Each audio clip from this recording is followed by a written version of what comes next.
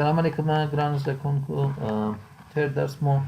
حسابي تسلسل وستلی و او ومویل چې داسې تسلسل چې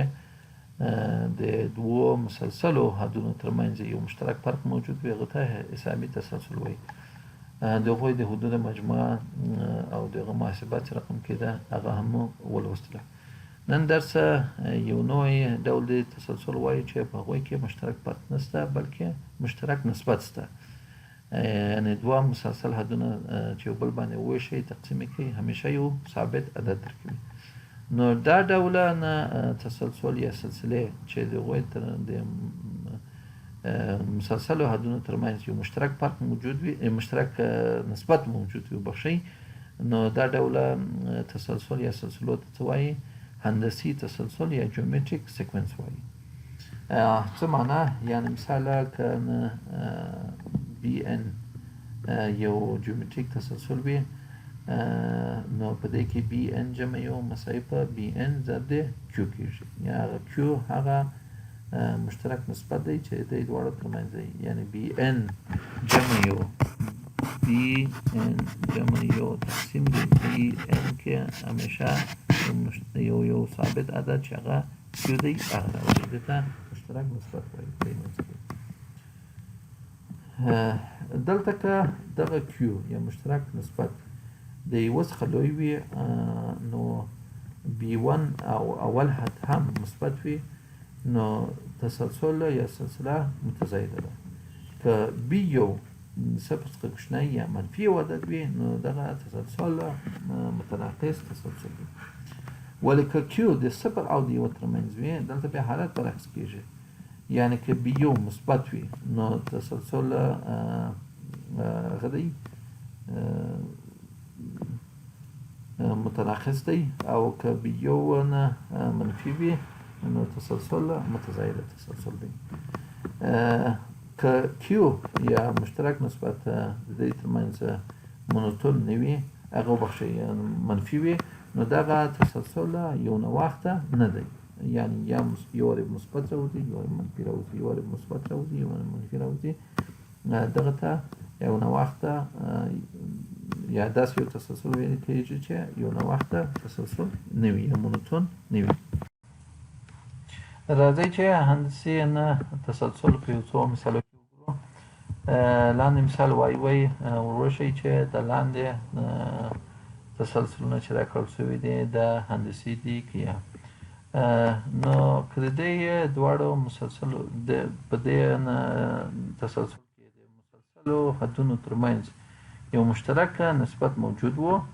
لکه مخکې مو چې وویلې یعنې یو ثابت عدد و، نو هغه څه دی؟ یو تسلسل دی. که نه نو بیا تسلسل نشو ورته ویلی. دلته وګورئ 8 تقسیم 4 کو 8 تقسیم بیا هم 2 دی، 4 تقسیم 2 کو بیا هم 2 دی، 2 تقسیم 1 کو بیا هم 2 دی. د دې ټولو ترمنځ چې یو مشترک نسبت موجود دی نو دې ته هندسي تسلسل ویلی شو، یعنې دغه اول تسلسل هندسي تسلسل دی. راځئ چې دغه دویمه تسلسل ته وګورو. دویم تسلسل وګورئ 14 تقسیم دی 9 کو دا مساوي نه دی، د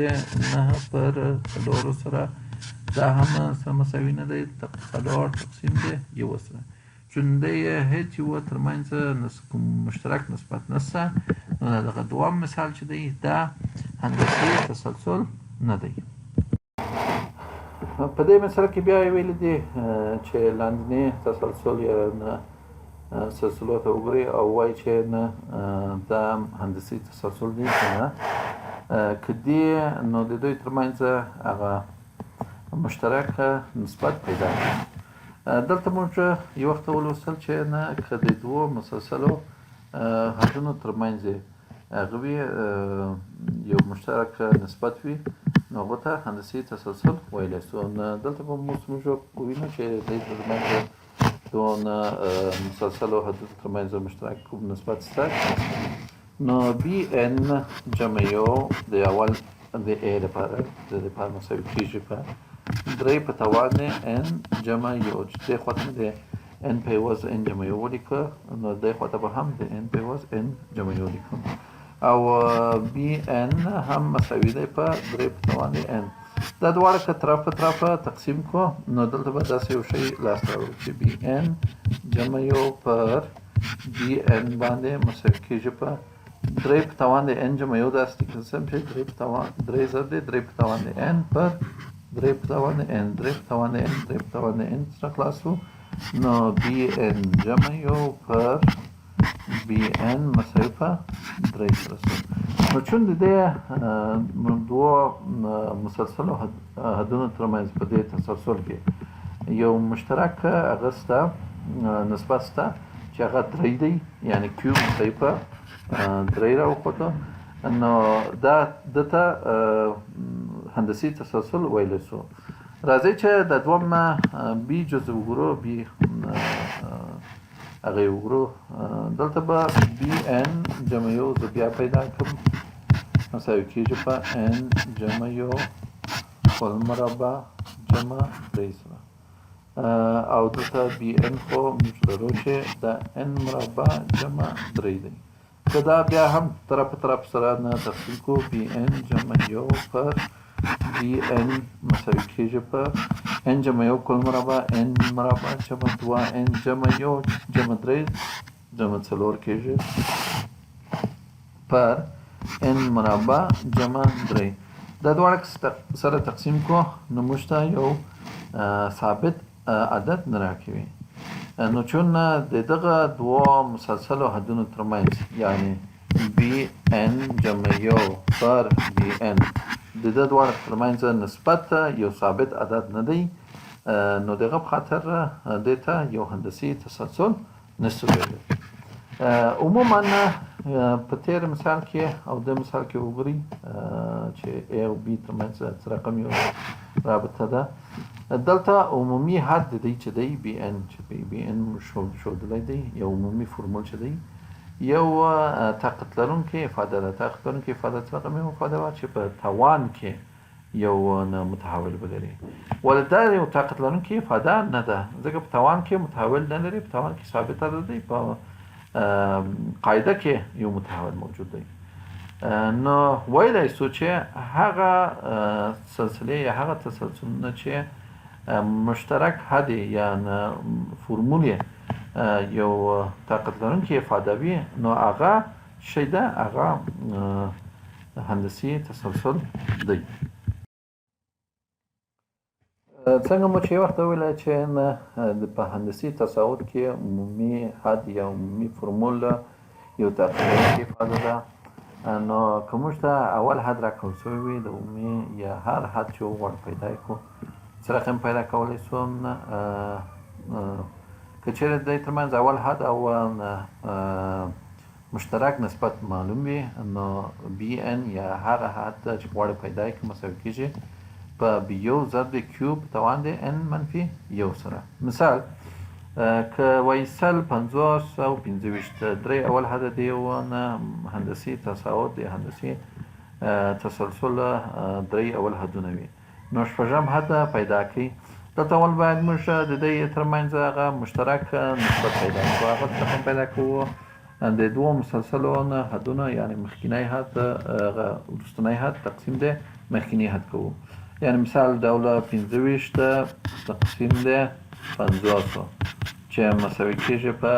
مثال 50 تقسیم د 100 چې دا یو پر 2 کېږي. دا په حقیقت کې هغه مشترک حد دی چې کیو مشترک نسبت دی چې کیو ورته ویل کېږي. نو دلته موږ ته اول حد راکول شوی دی بي یو هم مساوي په 100 دی. نو دلته که شپږم حد یا بي شپږ کوم غواړو پیدا کړو بي یو ضرب د کیو په توان د شپږ منفي یو چې مساوي کېږي په 100 ضرب د یو پر 2 کل په توان د شپږ منفي یو 15 چې دا مساوي کېږي 100 تقسیم د 22 چې که اختصار یې کړو نو مساوي کېږي په 25 پر 8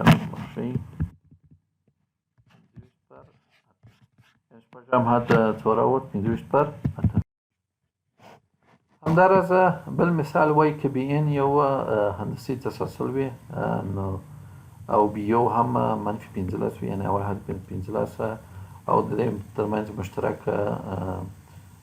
نسبت 1/15 وي نو مشترک حد یا مشترک فورمول پیدا یعنی بی ان پیدا کی موږ ویلو چې بی ان مساوي کېږي په بي یو ضرب د کیو په توان د ان منفي یو سره دلته موږ بي یو لرو چې منفي 15 دی ضرب د کیو هم لرم چې هغه 1/15 په توان د ان منفي یو کېږي اوس په مخکلار سمه منفي 15 ضرب د بخښئ 1/15 په توان د ان منفي یو داسې کېږي چې ضرب د 1/15 په توان د منفي یو ضرب د 1/15 په توان د بیا هم 1/15 په توان د منفي یو 15 کېږي منفي 15 ضرب د 15 ضرب د 1/15 په توان د n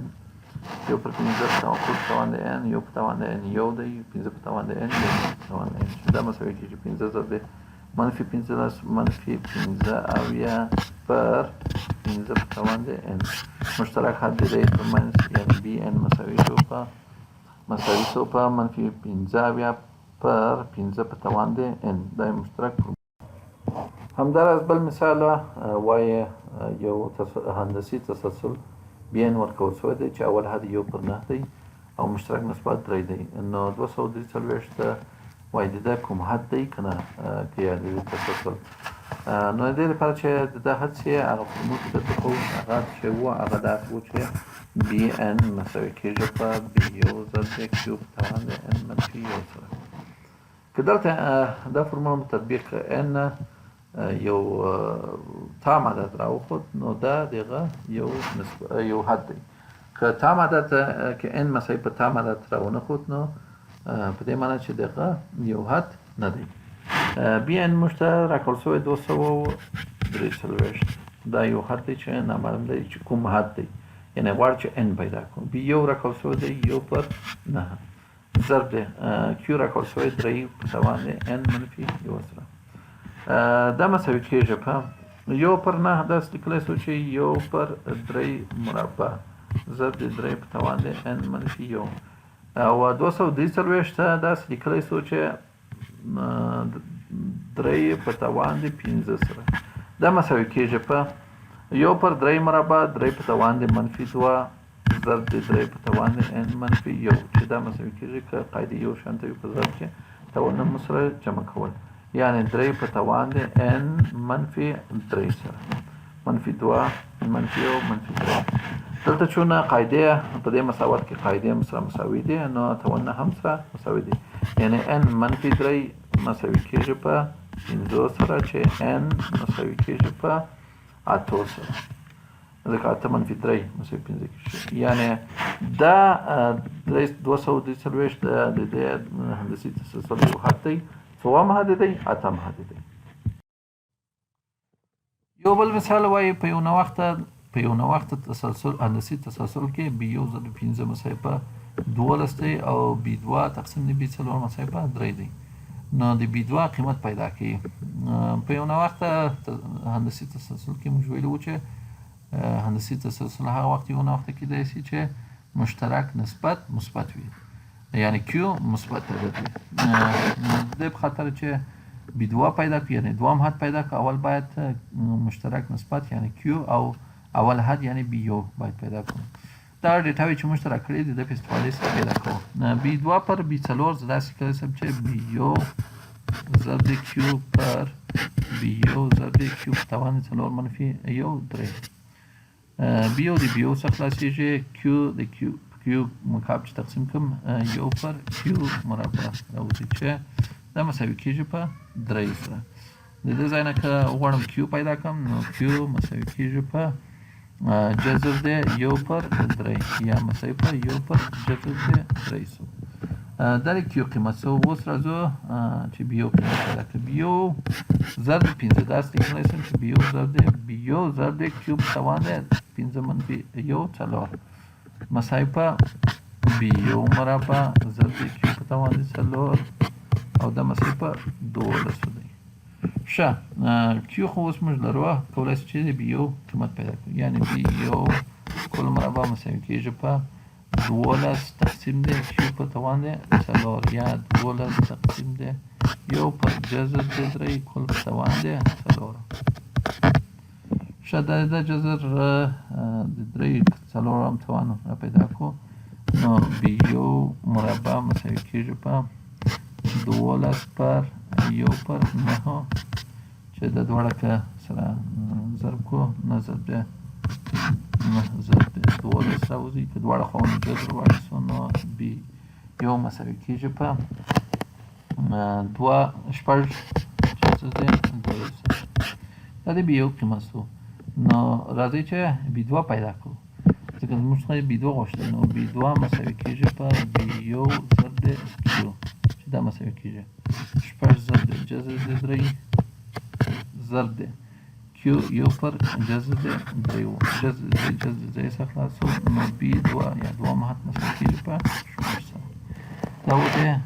2 مهات قیمت په کتابو کې نه هم تمرین کارخانګي دی انشاءالله دا ترسره کړئ کوم سوال هم درلودله د مکتب د واتساپ د لارې زموږ سره تماس کې کېدلی شئ